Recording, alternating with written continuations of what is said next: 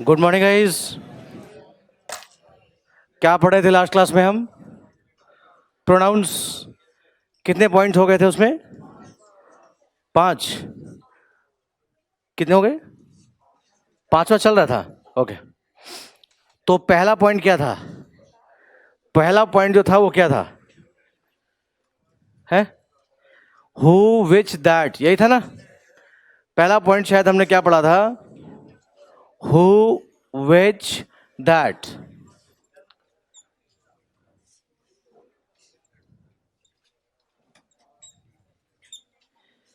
जो पहला पॉइंट था वो यही था। हु, विच, दैट हमारे एक रिलेटिव प्रोनाउन थे, है ना? और मैंने इनका आपको क्या बताया था? एंटी। मैंने कहा हु आता है ह्यूमन बीइंग के लिए, ये आता है एनिमल और ये तब आता है जब कोई दो क्या होते हैं? मिक्स्ड होते हैं, और या तो किसी एब्स्ट्रैक्ट नाउन को रिलेट करना होता है, तब हम इसे यूज करते हैं। ये पहला पॉइंट था। दूसरा पॉइंट क्या था? दूसरा था हु, हुम और क्या? हुज। ये था ना? मैंने कहा था ये तीनों किसको रिलेट करते हैं? ह्यूमन बीइंग को रिलेट करते हैं। किसे करते हैं? ह्यूमन बीइंग को रिलेट करते हैं। लेकिन डिफरेंस मैंने आपको बता दिया था कि ये क्या होता है, ये क्या होता है और ये क्या होता है। ये खुद में बहुत बड़ा एक हिंट है, एक्सप्लेनेशन है। अगर कोई सब्जेक्ट है तो उसे क्या चाहिए होती है? वर्ब, है ना? और अगर कोई पॉजेसिव केस है, पोजीशन दिखाता है, तो वो सब्जेक्ट ऑब्जेक्ट दोनों बन सकता है। ये तो था ना? ये मैंने आपको बताया था। ये वर्ब के साथ आता है, विदाउट वर्ब आता है, दोनों में ओके हो जाता है। फिर मैंने आपको तीसरा पॉइंट क्या लिखा था? बोलो। व्हाट। व्हाट वाला था। इसी के 2 पॉइंट हो गए थे ना? इसी के 2 पॉइंट हो गए थे, दूसरा और तीसरा। क्योंकि ये इंट्रोगेटिव भी होते हैं, और तो जब ये रिलेटिव होते हैं तो इनके पहले हमें क्या ढूंढना होता है? एंटी, है ना? और जब ये इंट्रोगेटिव होते हैं तो एंटीसीडेंट नहीं देखते। देखते क्या है सिर्फ कि हु कब आएगा, हुम कब आएगा और हुज कब आएगा। यही था ना? राइट। अगला पॉइंट चौथा जो मैंने आपको बताया वो शायद ये बताया था कि एक ऐसा भी रिलेटिव प्रोनाउन होता है जिसके पहले एंटीसीडेंट, यही था ना? एंटीसीडेंट नहीं आता। वो इसलिए क्योंकि इसका मतलब इसमें ही होता है। फिर लास्ट पॉइंट जो पांचवा मैं कल लिख रहा था उसको मैं लिखता हूं बोर्ड पर, ठीक है? पांचवा पॉइंट ये था, पांचवा पॉइंट हमारे पास ये था, अगर हमारा एंटीसीडेंट कोई ह्यूमन बीइंग नहीं है, नॉन लिविंग नहीं है, एनिमल नहीं है, वो एक क्लॉज है। क्या है? अगर हमारा एंटीसीडेंट एक क्लॉज है, क्लॉज हमारा क्या है? एंटीसीडेंट है, तो इसे रिलेट करने के लिए हु ले नहीं सकते, ये ह्यूमन बीइंग नहीं है। दो मिक्स नहीं है, दैट ले नहीं सकते। एनिमल नहीं है, विच ले नहीं सकते। लेकिन फिर भी मैंने कहा था इसे रिलेट करने के लिए क्या लिया जाता है? इसे एक बात ट्रीट करते हैं, और इसका रिलेटिव प्रोनाउन क्या होता है? विच होता है। Is it clear? और हर रिलेटिव प्रोनाउन मैंने आपको बताया था क्या बन सकता है? सब्जेक्ट और। तो विच भी यहां क्या बनेगा? सब्जेक्ट और। अगर ये सब्जेक्ट बनेगा तो ठीक अपने बात क्या लेगा? वर्ब लेगा। और अगर ठीक बात वर्ब ना ली तो क्या बनेगा? ऑब्जेक्ट बनेगा। तो अगर ये सब्जेक्ट बन रहा है और इसका एंटीसीडेंट क्लॉज है, तो एक क्लॉज का नेचर कैसा होता है? सिंगुलर। तो वर्ब कैसी ले लेंगे? सिंगुलर। अगर दो क्लॉजेज हैं, एंड से जुड़ी हैं, और फिर उसे विच रिलेट कर रहा है, तो वर्ब आ जाएगी प्लूरल। समझ? ये तो पता ही है आपको। और अगर ऑब्जेक्ट है तो बस इसे लिखा रहने दो और कोई बात नहीं। तो देखें यहां पर ये विच हो गया रिलेटिव प्रोनाउन। कब वर्ब लेगा नहीं लेगा आपको पता। अगर सब्जेक्ट बनेगा तो वर्ब लेगा, नहीं बनेगा तो, जैसे हिंदी में मैं 2 वाक्य बोलता हूं। मैंने कहा वो रोज सुबह 4 बजे उठ जाता है। वो रोज सुबह 4 बजे उठ जाता है, और ये बात मैं बिल्कुल पसंद नहीं करता। ठंड है, 4 बजे ठीक नहीं होता, ठीक है? वो रोज सुबह 4 बजे उठ जाता है और ये बात मैं बिल्कुल पसंद नहीं करता। तो इसमें विच आएगा, क्योंकि मैं उसे पसंद नहीं करता ऐसा नहीं है। मैं इस, तो ये तो समझ रहा हूं ना, रिलेट किसे कर रहा हूं? बात को रिलेट कर रहा हूं। लेकिन फिर मैं जब विच लिखूंगा, इसमें विच आएगा। इसमें विच का रोल क्या होगा? सब्जेक्ट होगा या ऑब्जेक्ट होगा? बताएं क्या होगा? वह सुबह 4 बजे उठ जाता है और मैं ये बात बिल्कुल पसंद नहीं करता। सॉरी, इसमें जो विच होगा वो ऑब्जेक्ट होगा। क्या होगा? क्योंकि पसंद कौन नहीं कर रहा, यानी अगली वर्ब का सब्जेक्ट आए है, तो फिर विच सब्जेक्ट नहीं, यानी क्या बन गया? ऑब्जेक्ट बन गया। ठीक है। और मैं कहूं कि वो रोज सुबह 4 बजे उठ जाता है और ये बात मुझे बहुत परेशान करती है, ये बात मुझे बहुत, तो ये बात ही क्या बन गई आगे जाकर? सब्जेक्ट बन गई। तो विच क्या बन जाएगा? सब्जेक्ट बन जाएगा। ठीक है ना। 2-4 एग्जाम्पल लेते, एग्जाम्पल दिया था कोई, कौन सा वाला? हस्बैंड वाला। हाँ? चलिए अब वाइफ वाला देखते हैं। ठीक है। एक और example, he talked, he talked over the phone. कई बच्चे जो बाहर की ब्रांचेस पर हैं, जो ऑनलाइन क्लासेस लेते हैं, बहुत ध्यान से पढ़ते हैं, अच्छी बात है। फेसबुक पे क्वेश्चंस भेजते हैं, मैं अटेंड भी करता हूँ, शायद इस समय बच्चा वो पढ़ रहा होगा। 2-3 बच्चे पूछते रहते हैं, अच्छा लगता है, क्वेश्चन देखकर पता चलता है कि आप कितना समझ रहे हैं और कितना इंटरेस्ट लेके चीज़ों को पढ़ रहे हैं। ठीक है। अच्छी बात है, क्वेश्चन को सुना करो और बहुत ध्यान से समझा करो। अच्छा, इसमें ना कोई आर्गुमेंट नहीं होना चाहिए। जब मैंने आपको कह दिया कि किसी रिलेटिव प्रोनाउन का एंटीसीडेंट टेक्निकली या तो नाउन होगा या प्रोनाउन। अब दूसरा टीचर तुम्हें नहीं बता रहा, बुक नहीं बता रही, उसे गोली मारो, मुझसे पढ़ रहे हो, मेरी बात मानो। अगर तुम्हें कहीं एग्जाम्पल में ना मिले तो मुझे बताओ वो नाउन होगा या प्रोनाउन। तो बच्चा कहता है सर नाउन तो हमने देखा सुना है, लेकिन क्या प्रोनाउन भी होता है? मैंने कह दिया होता है। Did I make clear? क्योंकि कई बार हम हर बार नाउन को रिपीट नहीं कर सकते, उसकी जगह क्या आएगा? प्रोनाउन आएगा। अब क्वेश्चन ये हो सकता है कि सर नाउन तो चलो राम लिखा तो राम ही लिखा जाएगा, चाहे वो सब्जेक्ट हो और चाहे, अगर मैं ही लिखूं तो ही लिखूं कि हिम लिखूं? इस रिलेटिव प्रोनाउन के पहले अगर ही लिखना है तो ही लिखा जाएगा, हिम लिखा जाएगा? क्या लिखा जाएगा? क्या लिखा जाएगा? हिम लिखा जाएगा? यार तुम तो यहां ऑफलाइन पढ़ रहे हो, वो बच्चे ऑनलाइन पढ़ रहे हैं, समझ में आता है कि कई बार वो इंटरेक्शन नहीं कर पाते, समझ नहीं पाते। तुम तो समझ के बोलो, तुम्हें कैसे पता हिम आएगा ही आएगा? ही आएगा? अरे यार दोनों डिसाइड, दोनों ही आ सकते हैं और कॉन्टेक्ट डिसाइड करेगा। यह सुनो, मैंने नाउन प्रोनाउन बोला, क्या कोई केस भी बताया था कि यही केस आएगा? वो तो डिपेंड करता, अगर ये कॉम्प्लीमेंट हुआ सब्जेक्टिव केस में आएगा, और अगर खुद सब्जेक्ट हुआ सब्जेक्टिव केस में आएगा। और वर्ब का ऑब्जेक्ट भी रिलेटिव प्रोनाउन लेता है। I will not help them, I will not help him, फिर आगे आप हिम लिखेंगे और हु लिखेंगे, जो भी लिखेंगे। लेकिन मैं अगर ये कहना चाहूं it is me who, no it is I who. Is the clear? तो समझ के चलते रहोगे तो ना ज्यादा रूल्स नहीं पढ़ने पड़ेंगे, वो अपने आप ही आप समझ जाओगे। ठीक है, आप लॉजिक से लगे। चलिए देखते हैं। बहुत अच्छा, वो पढ़ रहे बच्चे अच्छे क्वेश्चंस करते हैं। बस ये है कि थोड़ा सा ये मत कहा करो सर बुक में नहीं लिखा, इस टीचर ने ये पढ़ा दिया। मुझे लेना देना नहीं टीचर वीचर से, मैं सही बताऊं तुम्हें। ठीक है ना, बुक से आप पढ़ो, आप उन चीज़ों को ऑब्जर्व करो। जब मैं आपको ऑब्जर्व करके पढ़ा रहा हूं तुम भी ऑब्जर्व करो, ना मिले तब बताना। उन्होंने नहीं बताया, किताब में नहीं लिखा, गोली मारो, फिर मैं खड़ा ही क्यों हूं? किताब में लिखा होता किताब में पढ़ लेते आप, है ना। चलिए, क्या लिखा? He talked over the phone for hours, घंटों बात करता रहा। Who irritated his parents. Questions के आंसर्स अगर थोड़े लेट आए तो उसमें नाराज मत होना, ठीक है। होता है, बिजी रहें, बिजी रहते हैं, आप भी रहते हो बिजी, ठीक है। पहला हो गया। दूसरा देखें जरा, Maharana Pratap killed hundreds of soldiers.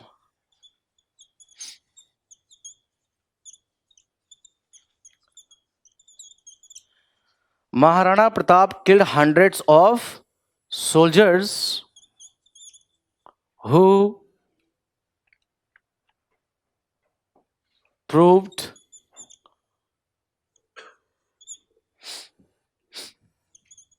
his bravery or who had proved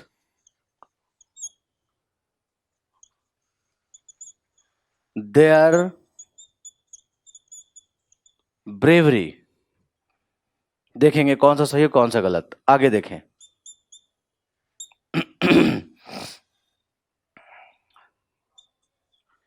he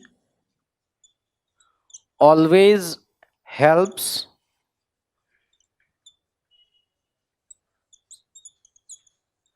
everybody. वो हमेशा हर किसी की मदद करता है. He always helps everybody who is good.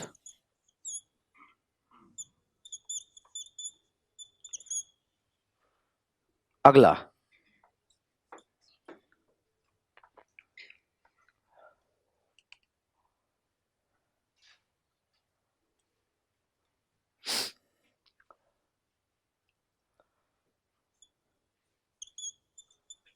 they wake up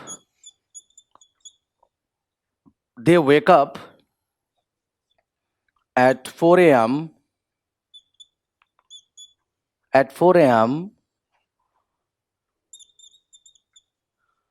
which is, हाँ बस AM ही काफी है, ठीक है. which is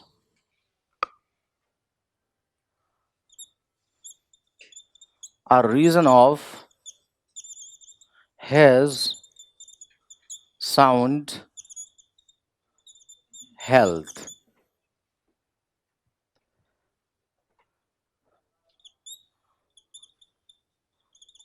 Mumbai is full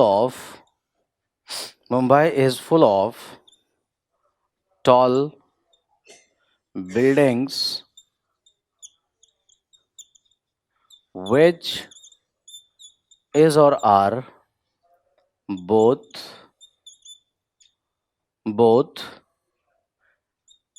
its weakness and strength. Its weakness and strength.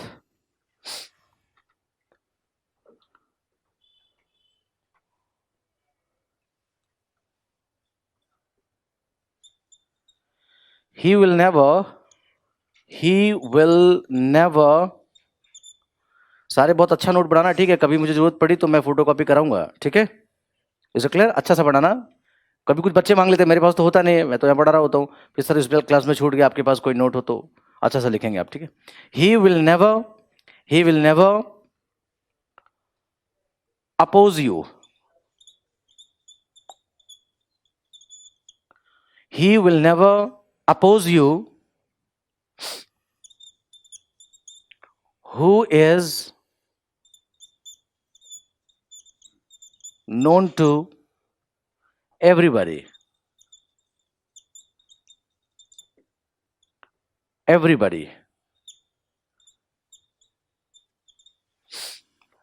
चलो जरा एग्जाम्पल्स लिखें सारे, और फिर हम सारे मिलकर करेक्ट करते हैं, कोशिश करते हैं जानने की कि कौन से सही और कौन से गलत है, ठीक है. लिखें. हाँ जी बताएं. हु से पहले कॉमा लगाकर सेपरेट कर सकते हैं. कॉमा लगाने से वो एक रिस्ट्रिक्टिव यूज ऑफ प्रोनाउन हो जाता है. हम कर सकते हैं सेपरेट, ठीक है. जब हम ठीक उसके बाद वाले को रिलेट ना कर रहे हो, किसी और को रिलेट कर रहे हो, तब कर सकते हैं. गलत नहीं होता. लेकिन यहां हमें यह देखना होगा सेंटेंस में कि एक्चुअली हम बात कर किसकी रहे हैं, ठीक है. अगर आपने विच लिख दिया तो विच तो फिर क्या बनेगा, सोल्जर्स को रिलेट कर ही नहीं सकता, तो आखिर कॉमा लगा के हम करेंगे क्या.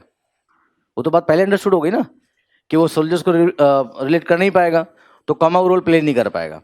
जब आप सोल्जर्स को भी रिलेट कर सकते हैं और एक और कोई नाउन प्रोनाउन से रिलेट करना चाहें, वो एक तरीका होता है, तो हम कॉमा लगा सकते हैं. अभी तो बात ही ऐसी बनेगी, आपको समझ में आ जाएगा हम किसे रिलेट कर सकते हैं. लिख लिया सभी ने? समझते हैं क्या सही क्या गलत? नोट कर लिया? चलिए करेक्शन करने की कोशिश करते हैं, क्या सही और क्या गलत है. लिखा है talked over the phone for hours who irritated his parents. यहां पर क्लियर समझ में आ रहा है? ये हमारा आरपी है और ये ऐसा आरपी है कि उसके पहले क्या होना चाहिए, ह्यूमन बीइंग होना चाहिए. तो यहाँ ह्यूमन बीइंग है नहीं, ये समझकर आप गलत कर सकते हैं, या सेंटेंस को मीनिंग को समझेंगे तो भी आपको समझ में आ जाएगा कि वह फोन पर घंटों बात करता रहा, वह फोन पर घंटों बात करता रहा और इस बात ने उसके पेरेंट्स को इरिटेट किया। उस बंदे ने इरिटेट नहीं किया, बंदा तो बहुत अच्छा है, लेकिन कल वो अचानक बात करता रहा फोन पर, ये बात उसे अच्छी नहीं लगी उनके पेरेंट्स को, तो हम हु को हटाकर क्या कर देंगे, विच कर देंगे। Is it clear? Which irritated his parents. तो रिलेटिव प्रोनाउन हु यहां गलत होता कॉन्टेक्स्ट में, और हमने इसलिए क्या लिख दिया, विच लिख दिया। हाँ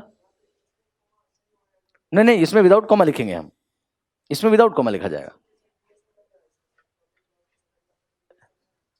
नहीं नहीं, इसमें क्या ना कि अपने ठीक पहले वाले वर्ड की बात नहीं कर रहा, वो क्या बात कर रहा है, इस पूरे क्लॉज की बात कर रहा है। तो इस पूरे क्लॉज को हम करने के लिए, वो तो एक नाउन हो गया ना, इसके लिए पूरा ये नाउन है, तो फिर हम कॉमा लगाएंगे तो बात किसकी कर रहे हैं, नहीं समझे, ये पूरा ही नाउन है। हाँ, तब रिस्ट्रिक्टिव यूज उसको बोलते हैं कि कहीं किसी और को रिलेट करना हो तो कॉमा लगाकर हम बात कर देते हैं। ठीक है, नोट किया सभी ने? अब देखो क्या लिखा हुआ है, ये सही हो गया, हु कीजिए क्या आ जाएगा, विच आ जाएगा। फिर लिखा Pratap killed hundreds of soldiers, Pratap ने सैकड़ों सिपाही मार दिए। हु प्रूव्ड हिज ब्रेवरी, और who had proved there bravery, है ना। तो एक ऑप्शन और, यहां हु आएगा या क्या आएगा, विच आएगा। देखें हम ये तीनों बातें समझते हैं। अब यहां क्या है, हमारे पास ठीक रिलेटिव प्रोनाउन के पहले ह्यूमन बीइंग भी है ना, और रिलेटिव प्रोनाउन के पहले अगर ठीक ह्यूमन बीइंग है तो कहीं ना कहीं हु लिखा जा सकता है, अगर आगे बात वैसी हो रही हो तो, कॉन्टेक्स्ट में उसी ह्यूमन बीइंग की बात हुई हो तो। अगर आप इसे देखते हैं तो यहां तो ये हो जाएगा, दो काम हो रहे हैं, एक बहादुरी प्रूव हुई है और एक सोल्जर मारे गए हैं। इन दोनों में कौन सा काम पहले हुआ है?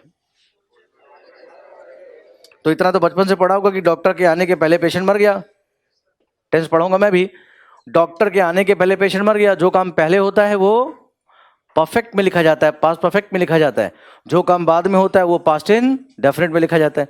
क्या मेरी बात समझ में आ रही है?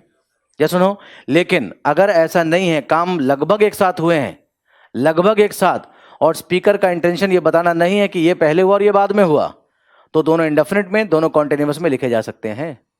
Did I make it clear? तो इस बात को समझो, जैसे ही ये मरे होंगे वैसे ही बहादुरी प्रूव हो गई होगी। क्या मरे आज और साल भर बाद बहुत ऑब्जर्व किया गया, देखा जाए ये बहादुरी से मारा है कि कायरता से मारा है, डर के मार रहे थे लोगों को या बिल्कुल जोश में मार रहे थे, ये तो नहीं हो सकता। जैसे आपने हरा दिया, बहादुर हो गए, सिद्ध हो गए, डिफरेंस नहीं है। इसलिए जब पहला वाला स्टेटमेंट लिखा जाएगा तो एक्चुअली मैं इन सिपाहियों की बात नहीं कर रहा, मैं बात कर रहा हूं इस बात की कि प्रताप ने सैकड़ों सिपाही मारे, और यह बात प्रूव करती है, देखो किसकी ब्रेवरी, मिस्टर प्रताप की bravery. Did I make it clear? इसलिए यहां मैं बात सोल्जर्स की नहीं कर रहा, इस बात की कर रहा हूं। तो क्या आएगा, या तो यहां विच लिखो, ये करेक्ट हो जाएगा। क्लियर हुआ? और ये भी तो हो सकता है जिन सिपाहियों को मिस्टर प्रताप ने मारा वो भी कभी अपनी बहादुरी प्रूव कर चुके थे, ये भी तो हो सकता है। जिन सिपाहियों को मिस्टर प्रताप ने मारा वो भी कभी ना कभी लाइफ में बहादुरी प्रूव कर चुके थे, तो उस केस में बहादुरी पहले प्रूव कर चुके थे और मारे वो, है डिफरेंस या नहीं है? यस और नो? राइट। ऐसा तो नहीं हुआ जैसे बहादुरी प्रूव की हमने मार दिया कि तुम यार बहादुर हो गए, कल को मुझे ही मार दो, मैं तुम्हें ही मार देता हूं ना। अगर मैं ये लिखूंगा तो सेंटेंस में कोई चेंज नहीं होगा, but the meaning would change. इस केस में उन सिपाहियों को मारा गया जो कर चुके थे अपनी बहादुरी को प्रूव। समझ रहा हूं मैं क्या कहना चाह रहा हूं? एक में विच लिखकर मैंने उस पूरी बात की और बहादुरी प्रूव किसकी हुई, प्रताप जी की। और एक में अगर उन सैनिकों को मारा गया जो बहादुरी प्रूव कर चुके थे, तो ये लिखा जाएगा। बोलो रटने का कोई फायदा है? लैंग्वेज तो बताओ, नहीं है ना। मैं ये समझा के जाऊं कहीं तुम्हें मिल जाए तुमको मास्टर गलत पढ़ा रहा है, इसलिए मैं पहले रिक्वेस्ट कर लेता हूं कि समझो कि पढ़ लो, ठीक है? क्योंकि तकलीफ तुम तब भी मुझे उतनी दोगे, अभी तो बिल्कुल नहीं दे रहे, लेकिन तब ज्यादा दोगे जब मैं ये पढ़ा चुका हूँ और तुम ये लेकर चले आओगे, तो फिर से वही पूरी कहानी पढ़नी पड़ेगी, आधा भूल चुके होगे। इसलिए मैं साथ ही साथ बताता चलता हूँ। समझ रहे मेरी बात को? यहां विच लिखा जाएगा क्योंकि मिस्टर प्रताप की बहादुरी प्रूव होगी, साथ ही साथ ये भी V2 है और ये भी V2 है। एक में हैड थर्ड फॉर्म में तो कोई काम तो पहले हुआ, अब जाहिर सी बात वो काम तो एक साथ होंगे, ये काम पहले हुआ होगा। इन्होंने पहले बहादुरी प्रूव की थी लेकिन बाद में उन्हें मार दिया गया। Did I make it clear? सबको समझ में आ गया? यस सुनो, कौन? हाँ प्रताप, हाँ हाँ कहां पर? ऊपर वाले में। प्रताप तो यहां लिखा है ना, अगर प्रताप की बात करता तो प्रताप के बाद हु लिखा जाता। प्रताप हु किल्ड, यस और नो? हम बात प्रताप की कर ही नहीं रहे, हम प्रताप की इस काम की बात कर रहा हूं कि प्रताप ने ये जो बात की ना, इससे बात भी प्रूव हो गई। इस बात को समझ के कर पाओगे, रट के नहीं, क्या पता ऐसा मिलेगा यहाँ हु भी लिखा है, ह्यूमन बीइंग भी लिखा, तुमने कहा चका चक टक मारो, राइट? तो समझना होगा हम रिलेट किसे कर रहे हैं, करना पड़ेगा, रट के बात नहीं बनती, धीमे धीमे थोड़ा थोड़ा समझना पड़ेगा। जिन बच्चों को दिक्कत होती है, कुछ मैगजीन्स लें, कुछ स्टोरीज की अच्छी बुक्स आती है, उन्हें पढ़ना समझना शुरू करें। धीमे धीमे जब पेपर का लेवल आया आपका, न्यूज़पेपर का, तो पहले टाइम्स ऑफ इंडिया पढ़ें, उसमें वो पढ़ें जो आपको अच्छा लगता है। स्पोर्ट्स जानते हैं, स्पोर्ट्स पढ़ें, पॉलिटिक्स है तो पॉलिटिक्स पढ़ें। देखो ये लैंग्वेज है, पढ़ने से ज़्यादा आती है। डेटा में क्लियर? तो पेस बढ़ेगा समझने का, और फिर कॉम्प्रिहेंशन होने लग जाते हैं। बहुत कुछ होता है, टेक्निकल होता है लिखने में भी, चीज़ों को देखते हैं। आगे चलें। He always helps everybody, ये लो और ही बेहतरीन question. He always helps everybody who is good या which is good, बताएं क्या आएगा? हैं? Who is good गलत हो जाएगा? अरे वो मदद ही उनकी करता जो अच्छे हैं, और बताओ। वो अगर बुरे लोगों की मदद ही नहीं करता तो तुम क्या बोलोगे? समझ से अच्छा कोई अस्त्र नहीं होता। आप समझो इस बात को जो मैं कहना चाह रहा हूं। He always help everybody, बड़ी क्या ह्यूमन बीइंग है ना, तो मैं हु ले सकता हूं, राइट? और इस केस में रिलेट किसे करूंगा? एवरीबडी हु इज, यानी वो हमेशा उन लोगों की मदद करता, उन सभी की मदद करता जो क्या है। एक तो ये मतलब निकल सकता है, एक ये भी निकल सकता है कि वो सबकी मदद करता है, और ये एक अच्छी, यस और नो? यानी यहां ये सही और यहां, लेकिन ये गलत है। रीजन बताऊंगा आपको। अगर तुम ये कहना चाहते हो कि वो सिर्फ अच्छे लोगों की मदद करता है, तो यहां हु नहीं दैट आएगा। क्या आएगा? अभी दैट को पढ़ाना शुरू नहीं किया, अभी मैं पढ़ाऊंगा। बता इसलिए रहा हूं कि फिर आपको रटने जैसा लगेगा। जब भी कभी हु लिखने से दो मतलब निकल सकते हैं, वहां पर आप दैट लिखकर पर्टिकुलर उसे कर देते हो कि अब बात मैं इसकी ही कर रहा हूं। Is that clear? अगर बात की बात करता तो क्या आता? लेकिन यहां विच भी लग रहा था बात की बात, और हु भी लग रहा था ह्यूमन बीइंग की बात। पता यहां दैट क्यों आएगा? क्योंकि एवरी लिखा। क्या लिखा? कुछ वर्ड्स होते हैं जिन बच्चों ने पढ़ा होगा, every, no, any, only, few, little, इनके साथ क्या आता है? दैट आता है। तो अगर तुम वो बात कहना चाहते हो दूसरी वाली जो मैंने कही कि वो अच्छे लोगों की ही मदद करता है, तो हु नहीं क्या आएगा? दैट आएगा। यह भी एक पॉइंट आएगा अगला, ठीक है? और मैं अभी विच पढ़ा रहा था, तो विच बिल्कुल सही होगा, और मतलब समझोगे क्या होगा? वह सभी की मदद करता है, विच इज वेरी गुड, जो कि एक अच्छी बात है। क्लियर हुआ सभी को? और अगर ये कहना चाहो कि वो सिर्फ अच्छे लोगों की ही मदद करता है, तो he helps everybody, that is good. आगे देख लें। They wake up at 4 AM, which is a reason of his sound health. वो, हाँ, मैं अभी आपको बताऊंगा। दैट मैंने क्योंकि अभी आपको ना पढ़ाया नहीं है, दैट रिलेटिव प्रोनाउन एक ही पॉइंट पढ़ाया है दैट का। जैसे विच को मैं अलग से कितना पढ़ा रहा हूं, ऐसे भी दैट को अलग से बहुत सारा पढ़ाऊंगा। दैट के भी कई यूसेज आते हैं। तो दैट में आपको बताऊंगा कि हमने पढ़ा है कि दैट किसके साथ आता है? दो लिविंग, दो कोई मिक्स होते हैं, या किसके साथ? एब्स्ट्रैक्ट। अभी दैट के और बहुत सारे यूसेज हैं जो आने बाकी हैं, जो मैं अभी आपको पढ़ाऊंगा, ठीक है ना? तो उनमें दैट आता है। लिया क्यों जाता है वो मैं समझाना चाह रहा था। ये ह्यूमन बीइंग है, क्या है? हम क्या ले सकते हैं? ले सकते हैं ना? Is it clear? तो अगर हम यहां ह्यूमन बीइंग के साथ हु लेंगे, तो कहीं ना कहीं डाउट ये दिमाग में रहेगा कि मैं इसकी बात कर रहा हूं या इस पूरे की बात कहूंगा। अगर आपने दैट लिखा तो दैट आने का रीजन है एवरी। अगर यहां राम, श्याम, ही ऐसा कुछ लिखा होता, उसके साथ हु ही आता है। लेकिन अगर आप उसे स्पेसिफिक बना दोगे किसी भी तरह से, तो उसके साथ क्या जाएगा? दैट लिखा जाएगा। दैट का पॉइंट अभी मैं पढ़ाना शुरू करूंगा। दैट के बहुत सारे पॉइंट है जो मैं पढ़ाऊंगा। आप ये मानकर चलो कि हु गलत था ना? गलत। हम बात किसकी कर रहे थे? बात की बात कर रहे थे। वो तो मैंने समझा दिया तो ठीक है, वरना आप हु ही बोलते, विच ही बोलते। वो सबकी मदद करता है, एक अच्छी बात है, तो मैं विच ले लेता। मैंने विच ले लिया। जब दैट समझ जाओगे तो एग्जाम्पल जैसे वहां दूंगा तो मैं बता दूंगा। दे वेकअप एट 4 AM, वो 4 बजे उठते हैं, जो कि उसकी अच्छी सेहत का एक रीजन है ना? तो ठीक तो है, यही तो रीजन है, ये बात ही तो रीजन है उसका 4 बजे उठना, ना कि 4 बजे उसकी सेहत का रीजन है। 4 बजे उसका रीजन नहीं है, रीजन है उसका 4 बजे उठना। तो विच एक किसे रिलेट कर रहा है? क्लॉज को रिलेट कर रहा है। ठीक हुआ ना? राइट। अगला, मुंबई, ये देखो ये बहुत अच्छा क्वेश्चन है, कई बार आपको कई बुक्स में मिल जाएगा। Mumbai is full of tall buildings which is और are both its weakness and strength. आपको पढ़ाया गया कि विच जो होता है लिविंग नॉन लिविंग के लिए भी आता है और क्लॉज के लिए भी आता है।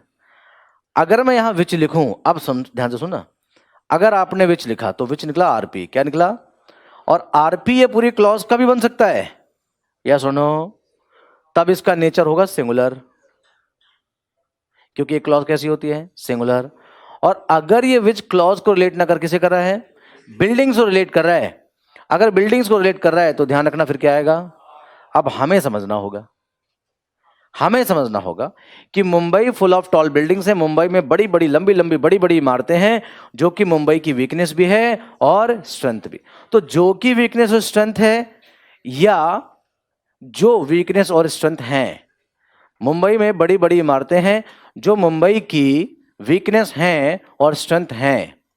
क्या लगता है आपको, किसी शहर में बनी हुई इमारतें उसकी वीकनेस और स्ट्रेंथ हो सकती है, या ये बात इट्स पार्ट ऑफ डेवलपमेंट की बिल्डिंग्स बड़ी बना दी, ट्रेन दौड़ा दी, सड़कें अच्छी बना दी, तो सड़कों का होना, यानी सड़कें वीकनेस स्ट्रेंथ है, या सड़कों का होना, क्या लगता है आपको। कई बार आपको कई बार लगेगा कि यहां आर होना चाहिए, आर बिल्कुल गलत है, क्या होगा, एज होगा। मैं यहां बिल्डिंग्स की बात ही नहीं कर रहा। Am I talking about buildings, did I qualify buildings, no, I am actually talking about this thing, कि ये बात उसकी क्या है, वीकनेस स्ट्रेंथ है। अगर मैं थोड़ा बदल दूं, आगे बताता हूं, अगर मैं ऐसे लिख देता हूं कि which are made of stone और ब्रिक और वुड और आयरन, अब मैं बात की बात नहीं कर रहा, अब मैं किसकी बात कर रहा हूं, बोलो बात समझ में आई। कई बार मुझे लोग बहुत देर से समझते हैं, मेरे घर वाले बहुत देर से समझते, तुम तो अभी पढ़ रहे हो, ठीक है, कहते चल चल ज्यादा पढ़ा लिखा मत बना कर, अपना काम कर, घर में चलता है, आप तो मत करो, ठीक है। तो यहां क्या है, समझो इस बात को कि आई am not talking about buildings because I haven't qualified building, I am actually talking about this entire thing, yes और नो, इसलिए इज आएगा, क्या आएगा। ये एक इत्तेफाक निकला कि बिल्डिंग्स को भी रिलेट कर सकता है और क्लॉज को भी रिलेट कर सकता है, तो यही तो समझदारी काम आएगी ना, वरना तो रट लिया हमने। इसके पहले क्या आ गया, बिल्डिंग्स, अब हम ये भी कर सकते हैं बिल्डिंग्स को लेकर आर लिख दें, और ये भी कर सकते हैं कि चीज को लेकर, अगर मैं आगे के स्टेटमेंट को बदल दूं और लिख दूं विच अट्रैक्ट्स और विच अट्रैक्ट, या which is very attractive, which is very attractive, तो अट्रैक्टिव होना, बात अट्रैक्टिव कैसे हो सकती है, मैं समझ नहीं बात। इस केस में क्या हो जाएगा, विच आर वेरी अट्रैक्टिव, या मैं कह दूं कि बड़ी बड़ी बिल्डिंग्स हैं जो कि अर्थक्वेक रेजिस्टेंट है, मतलब वो क्या भूकंप विरोधी, क्या बोलते हैं उसको, रोधी जो भी होता है हिंदी में। तो फिर इस बार मैं इस बात की बात नहीं कर रहा, क्योंकि ये बात भूकंप रोधी नहीं है, बिल्डिंग्स हैं, तो विच क्या हो जाएगा, आर हो जाएगा। तो कहीं भी अगर ऐसी चीज आ जाए जब बात मैं इसकी करूंगा तो विच आर आ जाएगा, बोलो किस वाले में, फोर्थ में हिज या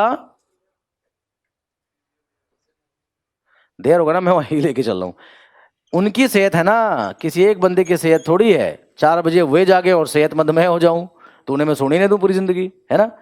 ये इनकी सेहत की बात थोड़ी ना, वो बाय मिस्टेक मैंने लिख दिया था। दे की सेहत क्या होगी, देर होगी। आगे चलें, he will never oppose you, देखिए कितना अच्छा question, he will never oppose you, वो कभी तुम्हारा विरोध नहीं करेगा, who is known to everybody, which is known to everybody, वो कभी तुम्हारा विरोध नहीं करेगा, तुम्हारा जो कि सबको पता है, या तुम्हारा जिसे सब जानते हैं, या वह कभी तुम्हारा विरोध नहीं करेगा और यह बात सबको पता है। सोचो, अगर मैं हु लूंगा तो क्या आना चाहिए, क्योंकि आगे क्या लिखा, अगर मैंने इज लिखा तो क्या आना चाहिए, सोचकर बताओ, अगर दोनों ऑप्शन एग्जाम में है क्या लिखना चाहेंगे, हैं, हु आर क्यों नहीं,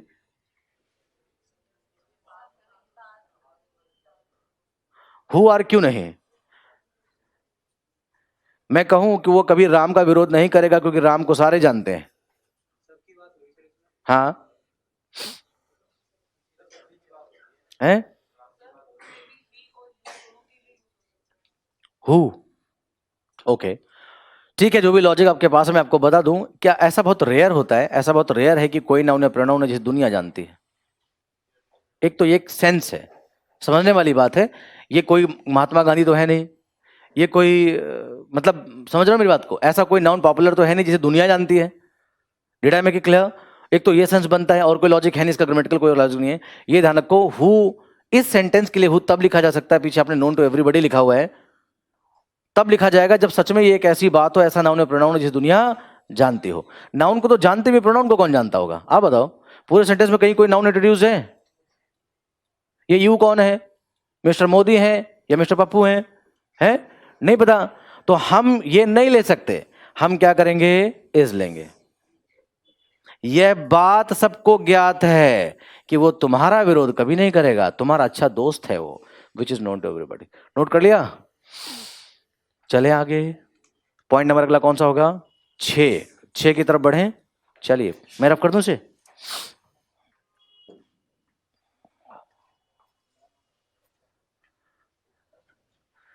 विच किस लिए यूज होता है? क्लॉज के लिए, नॉन लिविंग के लिए, एनिमल के लिए। सबको समझ में आया? लिख लिया ना सभी ने? चलिए अगला पॉइंट नंबर 6 देखते हैं, इन चीजों में विच यूज होता है। अच्छा ये बताओ, अगर हमने ये पूछना हो कि उन खिलाड़ियों में तुम्हारा भाई कौन है, विच है। मैं ये जानना चाहता हूं कि उन खिलाड़ियों में तुम्हारा भाई कौन है, या मैं ये जानना चाहता हूं कि हॉकी, क्रिकेट, वॉलीबॉल, इनमें से कौन सा खेल तुम्हें बहुत पसंद है? समझ रहे हो मैं क्या कह रहा हूं? तो be it a matter of human beings और non living, actually we are selecting और choosing somebody or something out of them, तो it is only which that can be used. या सुनो, अगर बात चयन की है, सिलेक्शन की है, तो फिर वो चाहे जिसमें से हो, आउट ऑफ ह्यूमन बींग्स और आउट ऑफ नॉन लिविंग और animals, we have to use the only pronoun which, क्योंकि विच ही है जो हिंदी में मतलब देता कौन सा, कौन सी। समझ रहे हो ना? और कोई है तुम्हारे पास जो ये मतलब दे पाए? कोई ऐसा वर्ड जो कौन सा कौन सी का मतलब दे? नहीं है, सीधा लॉजिक होता है। So if you select somebody और something, so that's the only pronoun that can be used, which is which. कौन सा है वो? लिख दें ये बात, पॉइंट नंबर 6 लिख लें। Point number 6,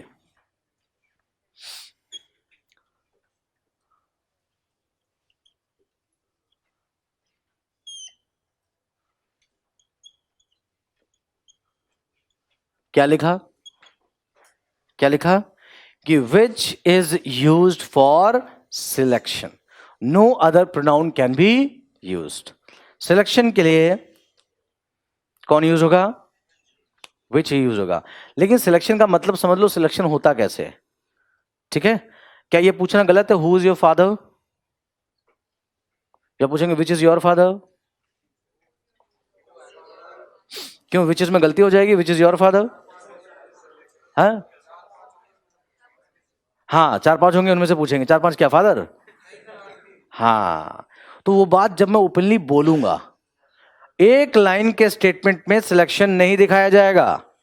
understand? ये ट्रिक है, लिखा हुआ नहीं मिलता रूल में। जब बात सिलेक्शन की होगी तो you would be given some options कि राम, श्याम, मोहन, जॉन, गैविन और टॉम, इनमें से कौन तुम्हारे पिता हैं। तब बात आएगी which is your father. Did I make it clear? और अगर एक सेंटेंस लिखा जाएगा तो yes you will say who is your father और what is your father. What is का मतलब अलग होता है, उसका मतलब डेजिग्नेशन, काम क्या करते हैं, क्या है, और हुज का मतलब कौन है। तो कौन तो ऐसे हैं, जब मैं पूछूं वो मेरे सामने नहीं है, मेरे पास ऑप्शन नहीं है, यूं ही पूछ रहा हूं मैं आपसे, तो आप क्या कहेंगे? हाँ ये हमारे फादर, आप नाम बता देंगे। लेकिन जब मैं सीधे ये ऑप्शंस देकर पूछूंगा तब आपको बताना पड़ेगा कि which is your father. Did I make it clear? What game do you like, ये गलत नहीं है, याद रखना। What game do you like, I am not giving you the options to choose from. Did I make it clear? So you need to speak this way. What game do you like? The moment I start giving you the options, अगर मैं कहूं hockey, football, volleyball, cricket, which game do you like हो जाएगा। बोलो बात समझ में आई? अच्छा एक क्वेश्चन हिंदी में सुनो, फिर मैं एग्जांपल दूंगा। कि मालिक जानता है कि किस नौकर ने यह कुर्सी तोड़ी है। The master knows, the master knows who of the servants, which of the servants, what servant has broken this chair. बताएं क्या आएगा? बहुत क्लियर है कि कई नौकर होंगे और उसने पहले से चूज कर रखा है, मुझे पता ये कौन तोड़ सकता है। तो इस तरह के हिडन ऑप्शंस भी हो सकते हैं। Did I make it clear और नॉट? मेरी बात समझ में आई कि नहीं आई? जब मैंने कहा उन खिलाड़ियों में से, मैंने खिलाड़ियों के नाम नहीं बताए। जरूरी हर बार मैं खेल के नाम बताऊं? नहीं ना। खिलाड़ियों में से तो कई खिलाड़ी सामने होंगे, उनमें से कौन तुम्हारा दोस्त है, कैप्टन है, तो क्या आएगा? विच आएगा। और कौन तुम्हारा कैप्टन है विदाउट ऑप्शन, ना हिडन ऑप्शन है ना ओपन ऑप्शन है, फिर तो आएगा हु इज योर कैप्टन। तुम कहोगे राम इज माई कैप्टन। बोलो, बात समझ में आई नहीं? एग्जाम्पल लिखें, लिखें जरा, सेंटेंस लिखें।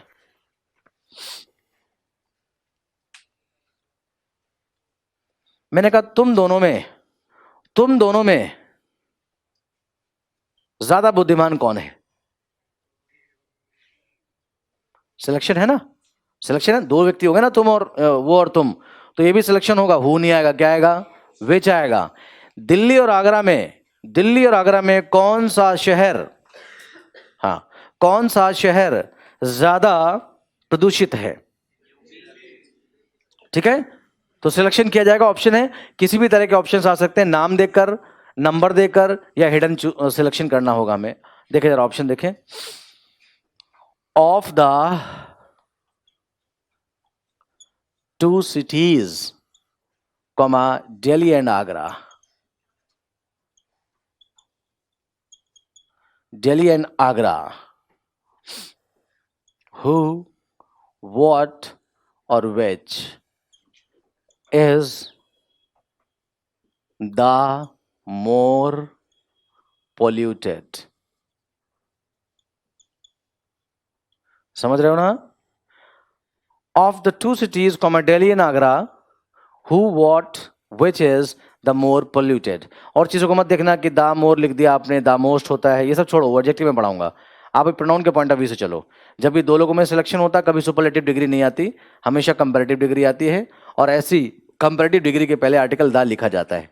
अगर दो लोगों में, दो चीजों में सिलेक्शन होगा, तो क्योंकि सिलेक्शन है उसके लिए आर्टिकल द आएगा, और क्योंकि दो ही लोग हैं इसलिए एसडी नहीं आ सकता, सीडी आता है। कुछ कहते हैं सर दा तो एसडी के पहले आता है, मुझे भी पता है, लेकिन यहां आप उन पर ध्यान ना दें। आप ये देखें जो बात प्रोनाउन की चल रही है, इनमें से कौन सा लिया जाएगा? कौन सा लेंगे? यहां विच कौन सा प्रोनाउन है? कौन सा? सारे चुप हो गए। अरे ऐसा क्या पूछ लिया? पीछे क्वेश्चन मार्क नहीं दिख रहा तो इंटरोगेटिव है। कैसा है? बस बता दिया करो, डरा मत करो। अगला देखो, she is, no, not she is, who is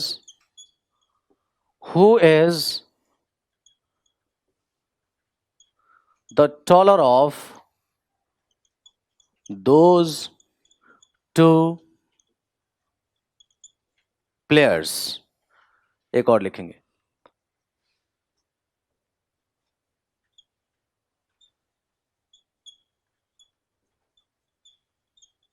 the master knows who of the servants, the master knows क्या? Who of the servants has broken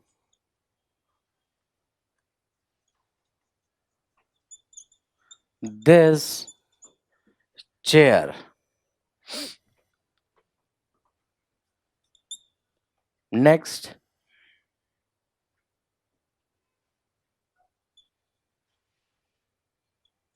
what game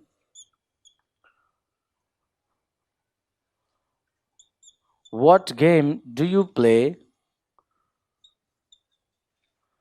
every day?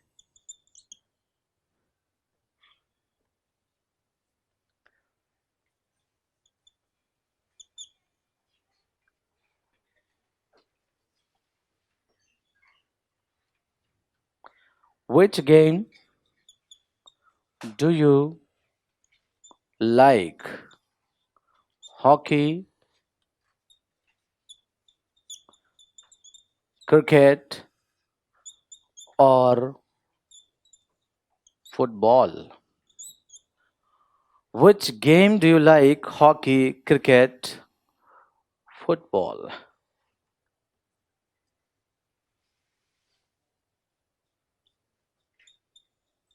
I want to know. I want to know who of the students, I want to know who of the students can top the chart this time. Last में full stop आएगा या question mark आएगा, देखेंगे जरा, बताएंगे. I want to know who of the students can top the chart this time. Question mark और full stop. Question mark, full stop, question mark, या सुनो. कितने कहते हैं question mark? Raise your hands. Question mark, put down. Full stop, full stop, question mark. क्यों लग रहा तुम्हें क्वेश्चन मार्क आएगा? क्योंकि क्वेश्चन है. हाँ, अच्छा, अगर मैं यहां से पूछना शुरू करूं तब आएगा ना क्वेश्चन मार्क. समझती नहीं यार तुम. किसी भी सेंटेंस की शुरुआत अगर सब्जेक्ट प्लस वर्ब से होती है वो असर्टिव होता है. कैसा होता है? तो यहां क्वेश्चन मार्क नहीं आएगा. क्या आएगा? समझ गया? ये इंट्रोगेटिव तुम्हें लग रहा होगा, लेकिन इंट्रोगेटिव है नहीं. ये पूछना वेयर आर यू गोइंग, ये क्वेश्चन मार्क लेगा. But I know where you are going, ये मैं तुम्हें बता रहा हूं. और जानना भी चाहूं तो भी tell me where you are going. Where are you going नहीं, क्या होगा? Where you are. तो क्योंकि शुरुआत क्वेश्चन वर्ड हेल्पिंग ऑफ से नहीं है, तब भी फुल स्टॉप आएगा. Did I make clear? आप लोगों को तो कुछ बच्चों को मैंने स्ट्रक्चर बताए थे ना 8 तरह के. वैसे चलो ठीक है, आगे चलते हैं. अच्छा, एक चीज और पूछ लेता हूं, देखते हैं कौन कितना समझ रहा है मुझे. है, चलो. ये तो पता होगा यहाँ विच आएगा, या सुनो. क्योंकि देखो, सुनकर पढ़कर देखो कि मैं जानना चाहता हूं कि छात्रों में से कौन सा छात्र इस बार टॉप करेगा. तो मैं सिलेक्शन की बात कर रहा हूं ना, तो मैं विच लिख दूं. राइट. अब मैं जानना ये चाहता हूं आंसर विच है. विच किस तरह का प्रोनाउन है यहां पर?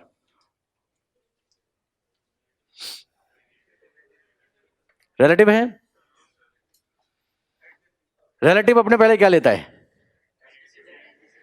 इसका एंटीसीडेंट क्या है? ऐसा तो मैंने कभी नहीं पढ़ाया था. या तो नॉन लिविंग लेगा, एनिमल लेगा, या क्लॉज लेगा. ये तो मैं बता चुका. ये तो मैंने कभी नहीं बताया. वर्ब लेगा. या सुनो, क्या होगा? एडजेक्टिव है. एडजेक्टिव अपने बाद नाउन लेता है, ये तो प्रपोजिशन लिए हुए. जबकि मैं कह रहा हूं किस तरह का प्रोनाउन है. तुम क्वेश्चन ही बदल रहे हो पूरा. मैं पूछ रहा हूं किस तरह का प्रोनाउन है, बताओ. कौन सा? रिलेटिव है. अच्छा, मैं थोड़ी मदद करता हूं तुम्हारी. ऐसा कोई प्रोनाउन बताओ जो मैंने तुम्हें बताया हो कि उसके बाद ऑफ आ सकता है. कौन सा? बस ये नहीं मिलेगा, किताबों में ना पढ़ा पाएगा मास्टर. पूछ के देख लेना. 1,00,000 रुपए दे सकता हूं अगर कोई मास्टर मार्केट में आंसर कर दे तो. ये वही बता पाएगा जिसको अंग्रेजी आती है. एसएससी तैयारी करके पढ़ाने लग जाना, नहीं बता पाएगा. और मानेगा और नहीं वो तुम्हारी. अगर मैं बता दूं ना, अगर ये ना को जेएस यादव सर ने बताया, तुम्हारी मानेगा ही नहीं. ये कहना ना यादव सर ने बताया तब मान लेगा. जानते हैं सब मार्केट में. Is it clear? मैं लॉजिक बेस पढ़ाता हूं, समझ में आता है तो ही पढ़ाता हूं. जब मुझे लगता है कि बैच हल्का फुल्का, इसको ये झेल नहीं पाएगा, तो रूल नंबर 1 से लेकर 50 तक मैं भी लिखा लेता हूं. रूल लिखो. मैंने कौन सा पढ़ के आना है?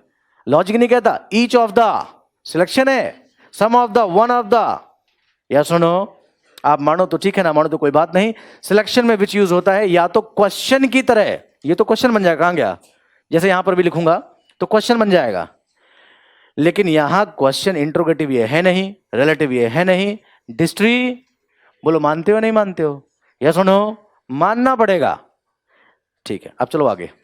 ऐसी कई बात नहीं. आप मुझसे पूछते नहीं, आप मुझसे पूछते नहीं और मैं बताता नहीं. आप नहीं पूछते, आपका सिर्फ ध्यान होता कि हुक्का विच होगा और मैं बताता नहीं. लेकिन मैं भी तो चमकाऊंगा, मैं भी तो बताऊंगा, मुझे भी कुछ आता है. अब मार्केट में जाके कहीं पूछ लेना, कोई मास्टर बता दे. पसीना आ जाएगा ठंडी के अंदर, ठंडी में आ जाएगा पसीना. क्योंकि इतना तो वो भी जानता होगा कि ये क्या नहीं है, रिलेटिव प्रोनाउन ये है नहीं, इंट्रोगेटिव ये है नहीं, कहेगा यार इसके अलावा तो कुछ होता ही नहीं, और एडजेक्टिव है नहीं क्योंकि बाद में नाउन नहीं। अब वो फंस जाएगा कि ये जानकार है कोई। तुम क्लास के बाद मिलना, क्लास के बाद मिलना। हाँ, जैकेट उतार देगा। ये देखो सॉल्यूशन है। चलिए क्वेश्चन करें, कोई कुछ पूछ रहा था बताएं इधर से। चले आगे चले ना गाइस। चलिए, ऑफ द टू सिटीज, दोनों शहरों में, दो शहरों में जो कि दिल्ली और आगरा है, इनमें से कौन सा क्या है, ज्यादा पोल्यूटेड है? तो बोलो क्या करेंगे हम, विच कर देंगे। ये तो हो गया था। Who is the taller of those two players, उन दो खिलाड़ियों में कौन ज्यादा लंबा है? मैंने दो ऑप्शन दिए तो क्या आएगा, विच आएगा। ये तो सबको ही पता होगा, विच यहाँ इंट्रोगेटिव है, वहां पे इंट्रोगेटिव है। Did I make it clear? Right. तो इसीलिए किसी काइंड में उसकी लाइन लगा देना, 10 की जगह 20 वर्ड्स लिखा देना बच्चों को लगे कि ज्यादा लिखा दिए, लेकिन 21वां आ जाएगा, तुम पहचान ही नहीं पाओगे। अगर आपने उसका कॉन्सेप्ट समझ लिया है कि कब कौन सा वर्ड किस तरह का नाउन प्रोनाउन बन जाता है, वो ज्यादा अच्छा, लाइफ टाइम आप खुद जज कर लेंगे। मैं 4 लिखूं डिस्ट्रीब्यूटिव, तब भी तुम्हें समझ में आएगा, और मैं 40 लिखूं 41वां आएगा, फिर नहीं बता पाओगे, क्योंकि बात रटी हुई है और समझी हुई तो समझ में आएगी। ठीक है, अगला देखें। The master knows who of the servants has broken this chair. तो who of the servant, which of the servants, which of the servants, ये हो जाएगा विच ऑफ द सर्वेंट। बात सिलेक्शन की है। ठीक है, आगे चलें। What game do you like, हाँ क्या, do you play every day? What game do you play every day? सही है गलत है? सही है, सेंटेंस बिल्कुल। कुछ लोगों को लगता है सर मैंने ऐसा बोला नहीं, मैंने ऐसा सुना नहीं। तुम्हारे बोलने सुनने से अंग्रेजी नहीं बदलेगी, तुम बदलोगे अंग्रेजी नहीं बदलेगी। ठीक है, व्हाट गेम इज ओके, लेकिन व्हाट का पार्ट ऑफ स्पीच क्या है यहां पर? इंट्रोगेटिव है। क्या है? इंट्रोगेटिव क्या है? इंट्रोगेटिव, जी हाँ, क्योंकि गेम क्या है, जी हाँ, ये इंट्रोगेटिव एडजेक्टिव। तो ये समझना जरूरी है कि रट्टा मारना जरूरी है। Is it clear? और कोई भी इंट्रोगेटिव एडजेक्टिव नाउन लेकर सब्जेक्ट भी बन सकता है, ऑब्जेक्ट भी बन सकता है। Did I make it clear? आगे चलें। चलिए, व्हाट गेम जो यहां लिखा हुआ है, इसका रोल क्या होगा, कोई बता सकता है? सब्जेक्ट है या ऑब्जेक्ट है या कॉम्प्लीमेंट है? व्हाट गेम जो है, सब्जेक्ट ऑब्जेक्ट कॉम्प्लीमेंट क्या है? क्या है? बिल्कुल आंसर दिलो ना। वो कहेगा आई लाइक क्रिकेट, तो क्रिकेट लाइक का क्या है? वही ये है, वही ये है। आगे चलें। Which game do you like, hockey, cricket, ऐसा करके। बिल्कुल सही है। ये फिर इस बार क्या निकला है, एडजेक्टिव है, इंट्रोगेटिव एडजेक्टिव है, और ये पूरा वर्ड फिर से क्या बनेगा, ऑब्जेक्ट बनेगा। बोलो समझना अच्छा लग रहा है या रट्टा अच्छा लगता है? आ रहा नहीं आ रहा है? आज तक हार मानते रहे, कोई समझा ही ना पाया। It's not all about telling you people what I know, it's all about making you people understand what I know. ये बड़ी बात नहीं तुम्हें ये बताते रहना कि मैं ये जानता हूं, मैं ये जानता हूं। बड़ी बात ये कि जो मैं जानता हूं वो तुम्हें समझा दूं और तुम भी जानने लगो। फ्री टीचर हूं मैं। Did I make it clear और नॉट? हाँ, यहाँ दिखावा करने की जरूरत नहीं होती, मुझे ये आता मैं कर लेता हूँ, धत तू कहाँ से आया, ये यहाँ से आया, वहां से, वो नहीं होता है। अरे बच्चा बैठा सीखने के लिए, तुम उसे सिखा दो, फिर तो तुम टीचर हो। नहीं तो फिर कोई तुम फिलोसफर हो, अपनी ही बातें लिखाते रहना, एक नई फिलोसफी हर बार। ये हो गया, यहाँ जाओ। हो गए सारे, हो गए। चलिए पॉइंट नंबर 7 की तरफ बढ़ते हैं, रिकॉल करते रहना। हाँ जी बता। हाँ, नहीं नहीं होगा, नहीं हो पाएगा। रीजन मैं आपको बताता हूँ क्या होता है, तुम शायद इससे रिलेट कर रहे हो, मैं जान जाता हूँ ना। क्वेश्चन पूछो, मैं बता दूंगा कहाँ से रिलेट करो। रीजन क्या, दोनों में डिफरेंस देखो। ये सब्जेक्ट है, ये वर्ब है, लेकिन ये सब्जेक्ट वर्ब, ये फ्रेज है और ये पूरा सेंटेंस है। तो जब शुरुआत सेंटेंस की जैसी हो गई तो सेंटेंस नाम होगा उसका। उसे तुम पीछे भी लिख सकते हो, इसे पीछे नहीं लिख सकते। चौथा नंबर लिखा है what game do you like every day. मैंने ना इसमें ऑप्शंस नहीं दिए, मैं सिर्फ जानना चाहता हूं कौन सा गेम तुम्हें अच्छा लगता है, मैंने ऑप्शंस नहीं दिए। ठीक है, तो तुम इसे, क्योंकि नाउन है, इंट्रोगेटिव एडजेक्टिव बोल दोगे। नाउन लेकर ये पूरा एक नाउन बन जाता है। इसका रोल सिर्फ क्या होगा, सब्जेक्ट और ऑब्जेक्ट। पूरी ग्रामर पढ़ाने के बाद तुमसे मैं पूछूंगा सबसे इंपॉर्टेंट पार्ट ऑफ स्पीच कौन सा है, अभी नहीं पूछ रहा हूं मैं, पूरी जब ग्रामर पढ़ा दूंगा तब पूछूंगा। जिसके बगैर ग्रामर अधूरी है, जो जिस्ट है, जो सार, जो आत्मा है, वो पार्ट ऑफ स्पीच होते हैं सिर्फ नाउन, प्रोनाउन और वर्ब। बाकी सब कुछ लिखो तो चलेगा, ना लिखो तब भी चलेगा। तुम्हें यकीन होगा तब जब मैं आपको पढ़ा चुका हूं पूरी ग्रामर। या सुनो, एडजेक्टिव क्या करता, नाउन प्रोनाउन की बात करेगा, नहीं आएगा वो आ जाएगा। नाउन प्रोनाउन है वो आ जाएगा, नहीं आ सकता। या सुनो, और जो कुछ ब्रह्मांड में घटित हो रहा है वो तो प्रेजेंट में है, पास्ट में, फ्यूचर में, वो कौन बताता है, वर्ब। वर्ब बिना कुछ होता नहीं। ये भी हो सकता नाउन प्रोनाउन ना हो तब भी सेंटेंस होगा, वर्ब सबसे इंपॉर्टेंट वर्ब होता है। और वर्ब के बाद नाउन प्रोनाउन होता है। एडजेक्टिव आ भी सकता, नहीं भी, कंजंक्शन आ भी सकता, नहीं भी, प्रीपोजिशन आ भी सकता, नहीं भी, एडवर्ब आ भी सकता, नहीं भी, लेकिन नाउन प्रोनाउन और वर्ब ना हो, ये दिक्कत वाली बात होती है। ये अभी थोड़ा सा अजीब सा लग रहा है, बाद में तुम खुद मान जाओगे, ज्ञान की प्राप्ति होगी पीपल के पेड़ के नीचे। ठीक है, आगे देखें। हो गया आगे। पॉइंट नंबर 7 देखें। 7, तुम सही मिले मुझे बहुत दिनों बाद, सही बता रहा हूं तुम्हें, बहुत दिनों बाद मिले हो। मैंने भारती सर को बोला था बस सर लिमिट मत देना मुझे, बाकी मैं दिखा दूंगा कितना क्या आता है। अभी तो ठंडी है, गर्मी आने दो, ठीक है, इस तरफ कर दूं। हाँ, बारिश, कुछ कह रहे सर बारिश में क्या होगा, पकोड़े तलेंगे मिलेंगे, ठीक है। 7 देखो, 7, अरे इतिहास बदल देंगे, चिंता ना करो तुम, ध्यान से पढ़ते रहना बस तुम। मैं चाहता हूं मेरे जो 3-4 बैचेस पढ़ रहे हैं फर्स्ट टाइम भारतीय कॉन्सेप्ट में, वो बाहर निकले, ऐसा नहीं आगे भी ऐसा ही पढ़ाऊंगा मैं, जो ये बाहर निकले इन्हें कोई चमका ना पाए, ठीक है। बहुत हो गया, मुझे बहुत आता है, मैं बहुत टेक्निकल पढ़ाता हूँ, बहुत अच्छा पढ़ाता हूँ, मैं सबसे ज़्यादा पढ़ाता हूँ, ज़्यादा पढ़ाओ मैं ज़्यादा भी पढ़ा रहा हूँ, टेक्निकल पढ़ाता हूँ मैं टेक्निकल पढ़ा रहा हूँ, सबसे बड़ी बात मैं बच्चों को समझा रहा हूँ। या सुनो, सबसे बड़ी बात बच्चों को समझा रहा हूँ, मेरा एक ही मानना होता है, सबका साथ सबका विकास। इज इट क्लियर भाई, मजाक की बात नहीं है, ये बात सीरियस है। कई बच्चे पता नहीं, ऐसा लगता है जैसे उन्हें कोई रोग लग गया, कोई परेशानी, कोई मरीज है किसी चीज़ के, वो यार इसको समझ में आ रहा, मुझे आ ही नहीं रहा, दिक्कत क्या है। मैं कोशिश करता हूं कि एवरेज पेस पे चला जाए और सबको लगभग समझ में आ जाए। सारे इसी इच्छा से बैठे हुए यार मुझे भी आ जाए, अंग्रेजी मेरी भी ठीक ठाक हो जाए, है कि नहीं। तो मैं कोशिश करता हूं चीज़ों को, और चाहे जितना मुश्किल टेक्निकल टर्म हो, I try my best to explain it to people, and I hope I been able enough to make you people understand each and everything of English. Yes और नो। अभी तक मैं कोशिश यही करता रहा हूं, आगे भी यही चलेगी कि मैं कोशिश करूं कि सबको मुश्किल से मुश्किल जो टर्म होते हैं वो समझाता हुआ चलूं, स्किप ना कर पाए। तब तो तुम बाहर निकलो, किसी से पूछोगे ये क्या होता है, वो कहेगा ये क्या होता है, तुम कहोगे मुझे तो पढ़ाया, तो तुम्हें पढ़ाया गया, मुझे तो बताया तक नहीं गया, ये इसके बगैर ही काम चल रहा है, तो चलने दो। तब तुम्हें खुद फील होगा नहीं यार, पढ़ाया ही नहीं, सिखाया भी जा रहा है। समझ में आई बात नहीं है। 7वां, ये कौन था, कुछ ज्यादा इमोशनल हो जाते हैं, है ना। देखते हैं 7 नंबर, 7वां क्या लिखा हुआ है। अभी हमने क्या पढ़ा guys, who, which, that, who, whom, whose. फिर मैंने आपको बताया व्हाट के पहले एंटीसीडेंट नहीं आता, फिर बताया विच किसके लिए आता, क्लॉज के लिए, फिर बताया विच किसके लिए आता, सिलेक्शन के लिए। यहां तक पढ़ चुके हैं, पॉइंट नंबर 6 है। 7 की तरफ आगे बढ़ते हैं और हम अगले पॉइंट को समझते हैं। दैट एक ऐसा रिलेटिव प्रोनाउन है, दैट क्या, दैट एक ऐसा रिलेटिव प्रोनाउन है जो सबसे ज्यादा यूज होता है, सबसे ज्यादा यूज होता। अब मैं उस पर आ गया हूं, मैं आपको बताना चाहूंगा कहां कैसे क्या यूज होता है, ठीक है। देखेंगे, अगर कुछ पर्टिकुलर वर्ड्स हैं जो मैं लिखने जा रहा हूं, वो एंटीसीडेंट बने या एंटीसीडेंट उन वर्ड्स के साथ लिखा जाए, तो उनके लिए रिलेट करने वाला सिर्फ कौन होगा, दैट होगा। दैट सबसे ज्यादा स्पेसिफिक बात करता है। किसकी बात करता है, बहुत ज्यादा स्पेसिफिक होकर बात करता है, और वो वर्ड्स लिखने से वो एंटीसीडेंट बहुत स्पेसिफिक बन जाते हैं, इन जनरल नहीं रह पाते। इसलिए उनके साथ ना हु आएगा, ना विच आएगा, ना हुम आएगा, ना हुज आएगा, क्या आएगा, दैट लिखा जाता है। Did I make clear. अच्छा, दैट के बारे में हम पहले ही जान लें। दैट 2 तरह का प्रोनाउन होता है, एक कैसा, डेमोन्स्ट्रेटिव, और एक कैसा, रिलेटिव। बोलो यही तो है ना, तीसरा तो कुछ नहीं है। डेमोन्स्ट्रेटिव के बारे में मैंने बताया था, सब्जेक्ट भी बनता, लेकिन ये करता क्या है, उस केस में ये नहीं, ये क्या करता है, सिंगुलर नंबर फारनेस बताता है। इसकी बात करो ना अकेले की, सिंगुलर नंबर और फारनेस, ये सुनो। लेकिन जब आप बात किसकी करेंगे, रिलेटिव प्रोनाउन की, हर रिलेटिव प्रोनाउन सेंटेंस में क्या बनता है, सब्जेक्ट ऑब्जेक्ट बनता है, राइट, ये भी बनेगा, और ये ठीक अपने पहले वाले एंटीसीडेंट को रिलेट करेगा। एक बात मुझे और बताओ, जैसे हु था, हु का सब्जेक्ट हु हुआ, हुम क्या हो गया, और हुज क्या हो गया ना।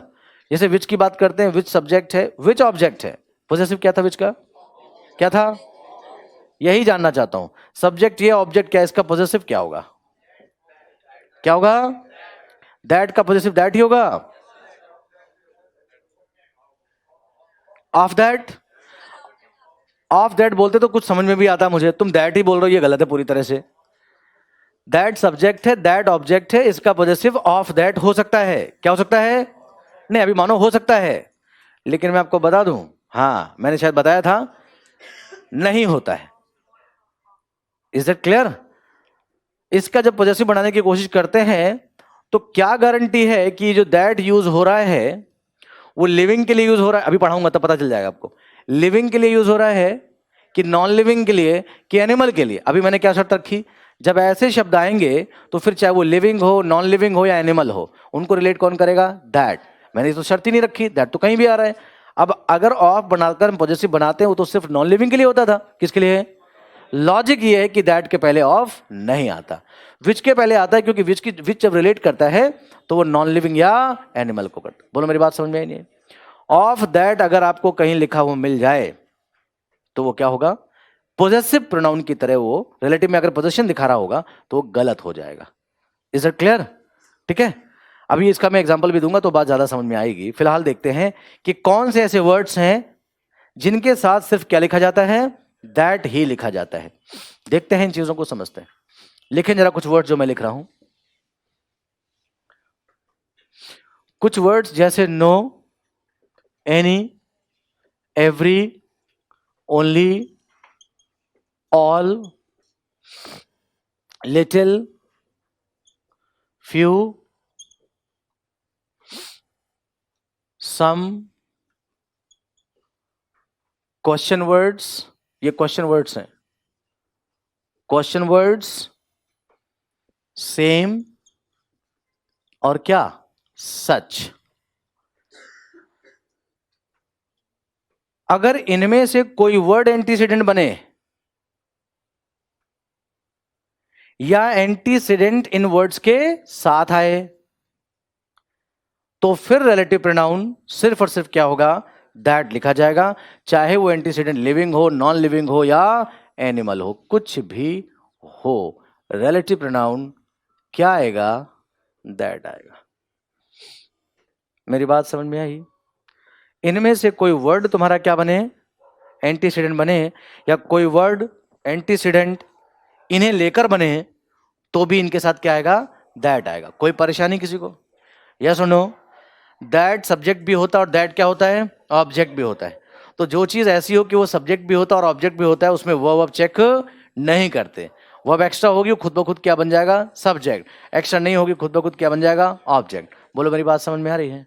समझ के पढ़ने का ये फायदा होता है कि हाँ जी, हुज है तो वो कुछ भी लेगा, और अगर हु है तो सिर्फ क्या लेगा? वर्ब लेगा। अभी मैं ये चीजें आपको समझाता हूँ प्रैक्टिकली। आपने बहुत सुना है, बहुत किया है इन चीजों को, आज थोड़ा अजीब लग रहा होगा क्योंकि मैं आज बोर्ड पर पढ़ा रहा हूं आपको। चलिए एग्जाम्पल देखते हैं जरा, जैसे मैंने लिखा। अच्छा एक चीज और, सेम और सच लिखा है। क्या लिखा? क्या सेम के बाद हमेशा तुम दैट यूज करते हो? सेम एज और सच एज यूज नहीं करते। सच एज तो बहुत बोलते होगे, लेकिन अब तक तो यकीन हो गया होगा कि जो करते आए सब गलत ही करते आए, है ना? नहीं, लेकिन सब कुछ गलत नहीं किया आपने, कभी कभी सही भी कुछ बोला है आपने। तो सेम के साथ दैट भी आता और एज भी आता है, और सच के साथ दैट भी आता और अगले 4 पॉइंट वही लिखाऊंगा, कब सेम दैट, कब सेम एज, कब सच दैट, कब सच एज। और ये वो पॉइंट्स होंगे जिनसे एग्जाम में क्वेश्चन जरूर आते हैं, आएंगे ही। खुश हो गए हैं? अच्छा बात अब ये है, चलो अभी देखते हैं क्या है। एग्जाम्पल देखो, ये देखो बहुत पॉपुलर सेंटेंस लिखा, ऑल विच ग्लिटर्स। क्या लिखा? All which glitters is not gold. बचपन में ये सेंटेंस मुझे समझ में ही नहीं आता था, थोड़ी बहुत ग्रामर सीख पाया था, अच्छा लगने लगा था मुझे, तब मैंने ग्रामर लगाई। यार all which glitters is not good, is नहीं आर होगा। मेरी नजर में वर्ब ये थी, ये सब्जेक्ट था, एस और यस लगा तो प्लुरल हो गया, तो मैं आर लिखता था। जब मैं थोड़ा बड़ा हुआ, मैं यार नहीं सेंटेंस सही लिखा है। कैसे? देखते हैं। All which glitters is not gold, सही है या गलत? क्या गलत? क्या आएगा? ये तो एक ऐसा सेंटेंस लिखा जो कि एक कहावत भी है। आप बोलते हैं क्या? All that glitters is not gold, ये होगा सही सेंटेंस।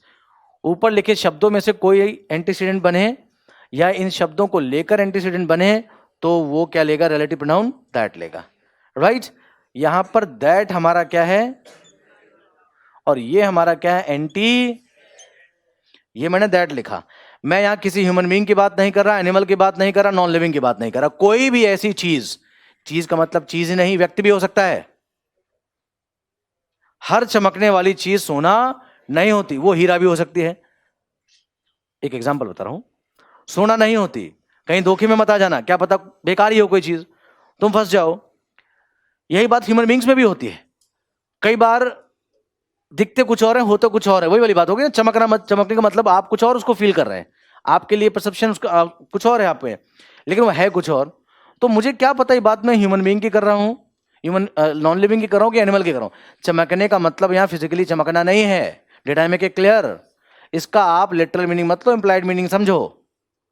कई लोग बहुत दिखते हैं, बहुत गाड़ी घोड़े से आते हैं, राइट, क्या पता वही गाड़ी वो बनाते हैं, रोज चमका जाते हैं, आज जगुआर ले गए, कल BMW ले आए, वो रोज मैकेनिक लाता है और चेक करता है, 2 दिन होगा। कई कपड़े वाले भी यही करते हैं, कोई दे गया ड्राई क्लीन के लिए, पहले अपनी बारात निपटाएगा, उसके बाद ड्राई क्लीन करके तुम्हें दे जाएगा।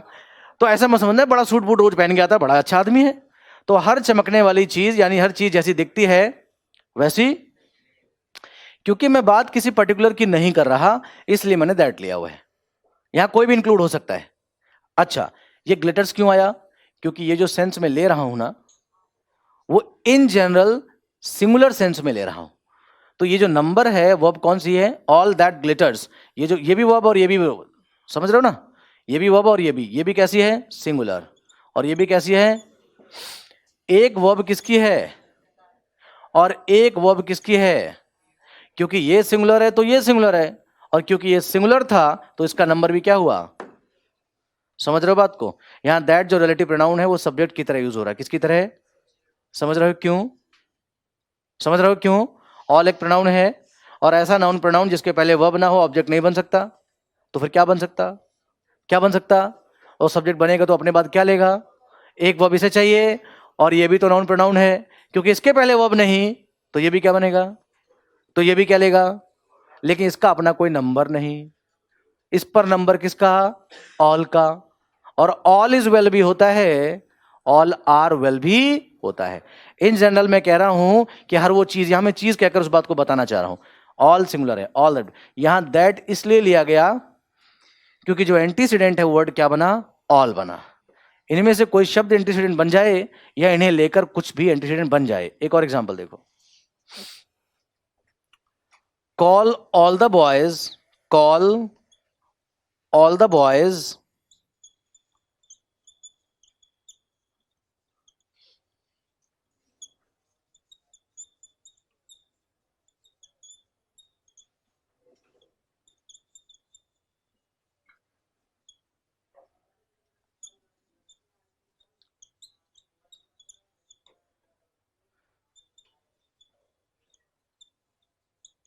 ये लिखा मैंने, क्या लिखा? Call all the boys who whom whose, ये सब लिखा हुआ है, वॉज और वर एब्सेंट यस्टरडे। उन सभी लड़कों को बुलाओ जो कल क्या थे? एब्सेंट थे। बात लड़कों की हो रही है, लड़कों की हो रही है, लेकिन अब बात ध्यान रखना, कॉन्टेक्स्ट को पढ़ने की कोशिश करना कि मैं स्पेसिफिक की बात कर रहा हूं, सबका मतलब सबको नहीं, उनको जो, उनको जो। आप कहोगे सर हु रिलेटिव प्रोनाउन यहां जमेगा, इसके पहले एंटीसीडेंट ह्यूमन बीइंग आ गया, हु आ गया, और वर्ब भी एक्स्ट्रा है, ये वर्ब है ना, ये ऑप्शन है और ये वर्ब है। यहां क्या आएगा? वर्ब पहली बात तो ये तो नहीं आएगा क्योंकि बॉयज है। तो तुम कहोगे सर रिलेटिव प्रोनाउन ठीक है, एंटीसीडेंट हो गया और इसको वर्ब मिल गई, लेकिन यहां क्या आएगा? दैट आएगा। Is it clear? क्यों लेंगे दैट? मैंने ऑल के साथ क्या लिखा था? मैंने कहा इनमें से कोई वर्ड अगर एंटीसीडेंट बने या एंटीसीडेंट ऐसा हो कि उसके साथ ये वर्ड आ जाए तो उसके साथ क्या आएगा? दैट आ जाएगा। Is it clear? जैसे ही तुमने ऑल हटा दिया, क्या हटा दिया? ऑल हटा दिया, उस केस में हम हु ले सकते हैं। Did I make it clear? In words के साथ रहने पर तुम्हें दैट ही लेना पड़ेगा, ध्यान रखना इस बात का। अगला एग्जांपल दूं, विच इसलिए यूज नहीं कर सकते कि विच किस रिलेट करता है? नॉन लिविंग या एनिमल को। लेकिन सर आपने कहा था सिलेक्शन, सिलेक्शन में याद है कैसे सिलेक्शन करते थे? किस तरह से? डिस्ट्रीब्यूटिव प्रोनाउन बनाकर या इंट्रोगेटिव बनाकर। वहां ना इंट्रोगेटिव बन सकता है, विच ऑफ होना चाहिए ना। और एग्जाम्पल देखो अगला, this is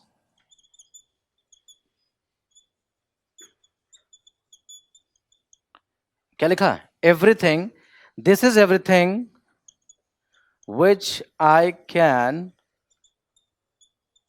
do for you. This is everything which I can do for you. This is everything which I can do for you. ये सब कुछ है जो मैं तुम्हारे लिए कर सकता हूं. यही वो है जो मैं तुम्हारे लिए कर सकता हूं. थिंग है, नॉन लिविंग ठीक था, लेकिन एवरी लिख दिया. क्या लिख दिया? एवरी लिख दिया. तो बहुत स्पेसिफिक हो गए आप कि वो सब कुछ है, यही वो चीज है जो मैं कर सकता हूं. तो ये और स्पेसिफिक हुआ, इसलिए दैट आ गया. Everything that I can do. हाँ बोले. वो गलत नहीं होगा, वो सही हो जाएगा फिर.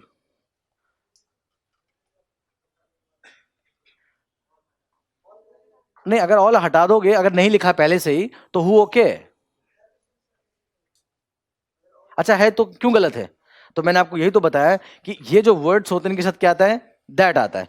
ये ऑल लिखकर हम कर क्या रहे हैं? तुम बताओ, ऑल हटाओ तब भी तो वही बात है, और लिखो तब भी तो वही बात है.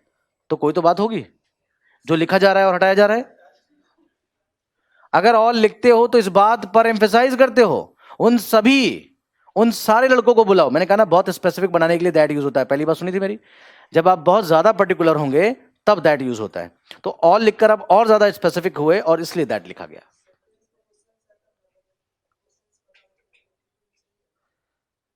नहीं, नहीं, तभी तो मैं दोनों तरीके बता रहा हूं. एक याद करने वाली बात भी बता रहा हूं, समझने वाली बात भी बता रहा हूं. याद करने वाले क्या रटेंगे? ऑल, नो, एनी, एवरी आ गया, दैट लगा ही देंगे. लगा ही देना, मत निकालो मतलब. एक तो ये तरीका हो गया.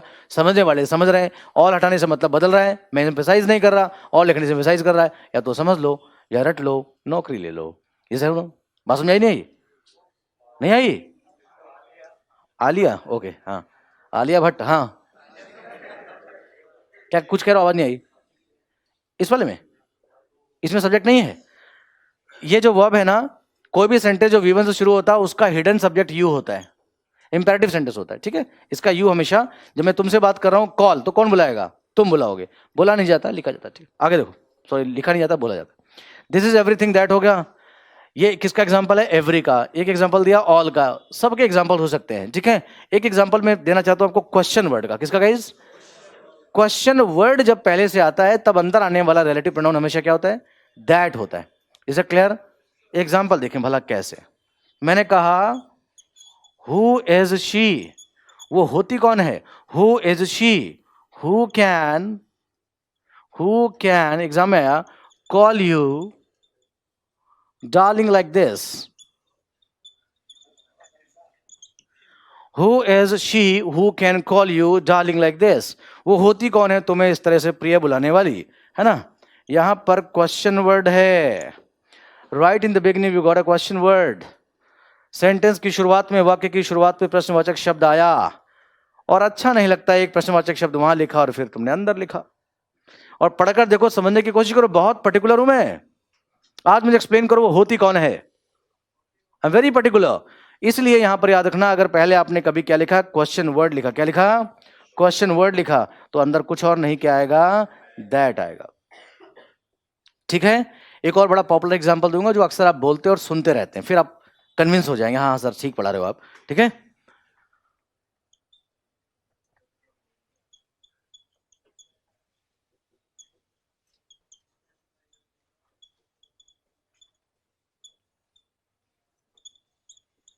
What is it?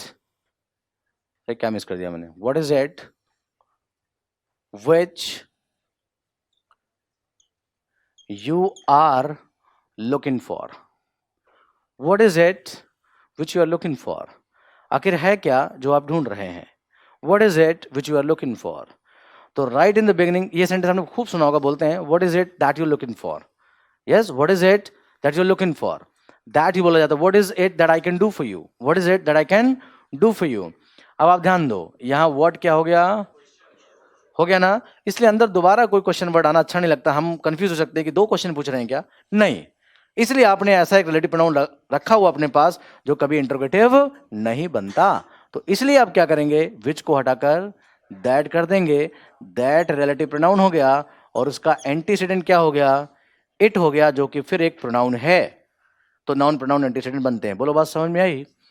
What is it that you are looking for और what is it that I can do for you. एक और एग्जांपल लेते हैं, एक और example. The little knowledge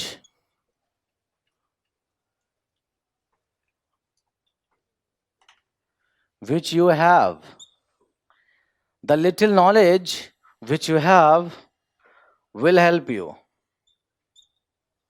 will help you। हाँ जी बोलें,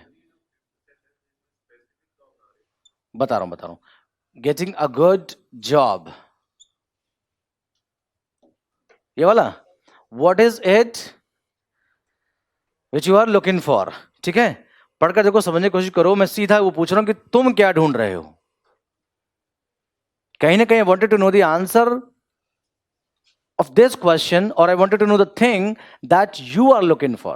What is it that you are looking for? कुछ लोग कुछ और ढूंढ सकते हैं, कुछ और ढूंढ रहे हैं, मैं भी कुछ ढूंढ रहा हूं। अरे तुम क्या ढूंढ रहे हो? That's what it is। कई बार मीनिंग में हमें लगता है ऐसा कि ऐसा नहीं है, या फिर सीधा आप समझ के चलते हैं कि अगर बिगिनिंग में क्या आता है, क्वेश्चन वर्ड आता है, ऐसे वर्ड्स आते हैं तो इनके साथ दैट ही लिखा जाता है। एक वो तरीका है और एक ये समझ लो। ठीक है, यहां देख लें, the little knowledge which you have, जो थोड़ा बहुत ज्ञान तुम्हें है उससे तुम्हें एक अच्छी जॉब या अच्छा जॉब मिलेगा। तो किससे? लिटिल नॉलेज से। लेकिन लिटिल नॉलेज किसका? जो तुम्हारे पास है। Isn't it specific? Very specific। तो आप क्या करेंगे? The little knowledge that you have, बोलो बात समझ में आई या नहीं आई? The little knowledge that you have will help you getting good marks or a good job। कुछ समझ में आएगा? इस स्पेसिफिक इस सेंस में हो रहा होता है। अगर बाय द वे स्पेसिफिक समझ में नहीं आ रहा है तो सीधे वर्ड्स लिखें, इनके साथ क्या आएगा? दैट आएगा। ये भी एक अच्छा तरीका है। मेरी बात समझ में आई सभी को? यस और नो? हाँ, किसी और वर्ड का एग्जांपल चाहिए? सेम और सच के लिए तो मैं रूल्स ही अलग से बनाऊंगा, सेम और सच के लिए मैं अलग से पॉइंट्स लिखूंगा। 6 एग्जांपल्स हुए, अभी आज 6 लिखते हैं। अभी इसके आगे की बातें मैं आपको नेक्स्ट क्लास में बताऊंगा। ठीक है, फाइन। कल क्या सैटरडे है ना? कल अभी क्लास नहीं है गाइस आपकी। ठीक है, थोड़ा टाइम निकाल के मैं रिकॉर्डिंग का काम करूं ताकि आपको जो सैटरडे संडे वीडियो क्लासेस मिल पाए वो चीजें थोड़ी सी आसान हो जाए, क्वेश्चन आंसर जो है ना वो हो जाए। ठीक है, अभी कल नहीं है, कल नहीं होगा। ठीक है।